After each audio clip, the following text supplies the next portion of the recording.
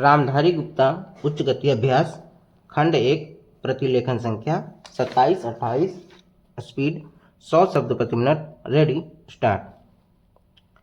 उपाध्यक्ष महोदय, मैं मानती हूँ कि बहुत से जो हमारे भाई हैं उनकी ओर से शिकायतें आई हैं और यहाँ बातचीत चलती रहती है कि हम अपने इलाके में सफाई बंद कर देंगे, परंतु यह विषय स्वायत्त शासन संस्था के सहयोग से नहीं हो पा रहा है जैसी कि हमें आशा है। और मैं समझती हूँ कि राजनैतिक दल स्वास्थ्य के विषय में ध्यान रखते हैं क्योंकि यह मानवता के लिए बहुत आवश्यक है और इसमें राजनीति का कोई रंग नहीं आना चाहिए, ऐसी मेरी आशा है। मैं अनुरोध करूंगी कि सदस्यों की जो समस्याएं हैं उनको ध्यान में रखते हुए दिल्ली प्रशासन कोई ऐसी नीति अपनाने की कोशिश करे जिससे नगर निगम का यदि कोई काम हो तो उस विषय में हमारा नगर निगम से एक सहयोगपूर्ण वातावरण पैदा हो, मगर इस वातावरण में राजनीति न आने पाए। हमारे सामने एक उद्देश्य हो कि हमें जनता का काम करना है क्योंकि जनता के लिए हम चुनकर आए हैं। इसमें पार्टी का कोई प्रश्न नहीं है। दूसरी बात, मैं यह कहना चाहता हूँ कि अनाथ बच्चों के लिए जो इस बजट में प्रावधान किया गया है कि उनके लिए केंद्र बनाए जाएंगे, तो मैं समझती हूँ कि इन केंद्रों के साथ साथ बेसहारा महिलाओं के लिए जो कि समाज से तिरस्कृत हैं, ऐसी महिलाओं के लिए जगह जगह इस प्रकार के केंद्र खुलने चाहिए जहां उन्हें रोजगार सिखाया जाए और साथ ही साथ आर्थिक रूप से स्वतंत्र बनाने की तरफ भी प्रयत्न किया जाए। इस विषय में मेरा एक सुझाव है कि जो बच्चे अनाथ हैं, जो बेसहारा महिलाएं हैं, उनकी तरफ हमारी पूरी कोशिश होनी चाहिए कि जो अनाथ बच्चे हैं, जो समाज से तिरस्कृत हैं, जिनको अवहेलना की दृष्टि से देखा जाता है, उनके लिए केंद्र बनाए जाएं और उन केंद्रों में वह अधिकारी रखे जाएं जिनके संरक्षण में वह कार्य सीखें, पढ़ें, लिखें। यदि इसमें बाहर के सदस्य हों तो वे ऐसे होने चाहिए जिनका जीवन सरकारी सेवा में ही बीता हो। ऐसे योग्य लोगों से सहायता लीजिए। यदि इसमें असामाजिक तत्व घुस गए तो फिर हमारा पैसा ऐसे ही खर्च हो जाएगा और जो नीति हमने बनाई है वह असफल हो जाएगी, जिसका परिणाम यह होगा कि हम उस नीति को कार्य रूप में परिणत नहीं कर सकेंगे। इस बात पर कोई मतभेद नहीं है।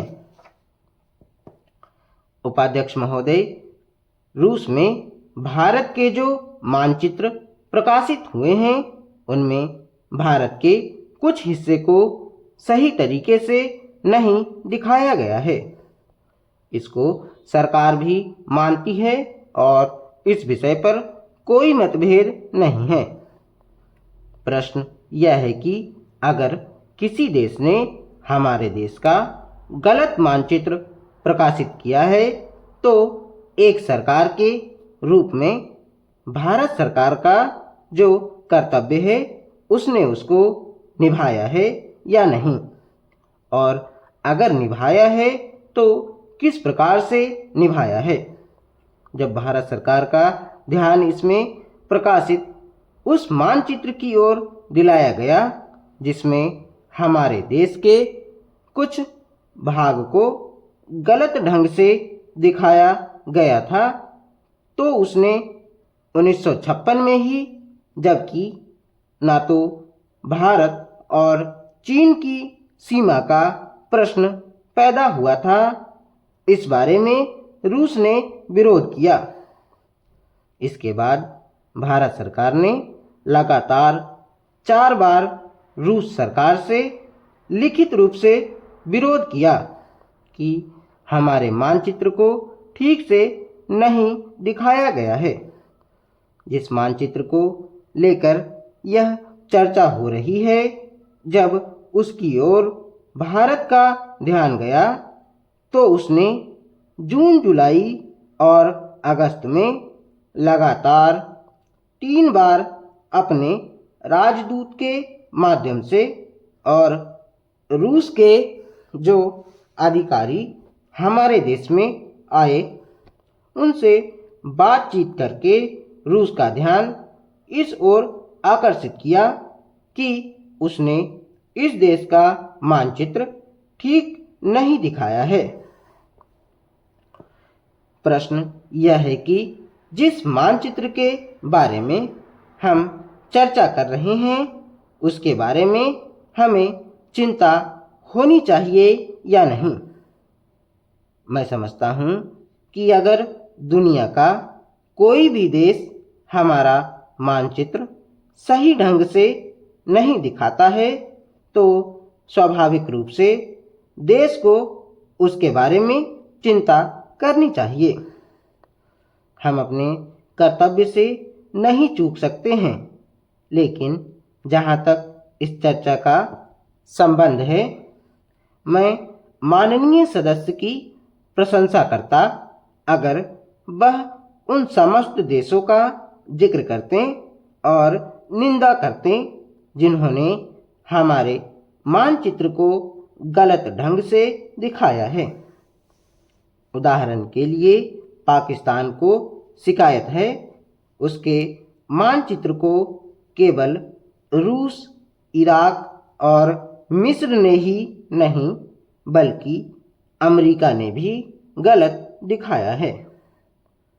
जिस कश्मीर को हम भारत माता का ताज और मुकुट कहते आए हैं, जिसे हम कहते हैं कि वह इस धरती पर हमारा स्वर्ग है, उस इलाके को बिल्कुल उनकी दया और कृपा पर छोड़ दिया गया है।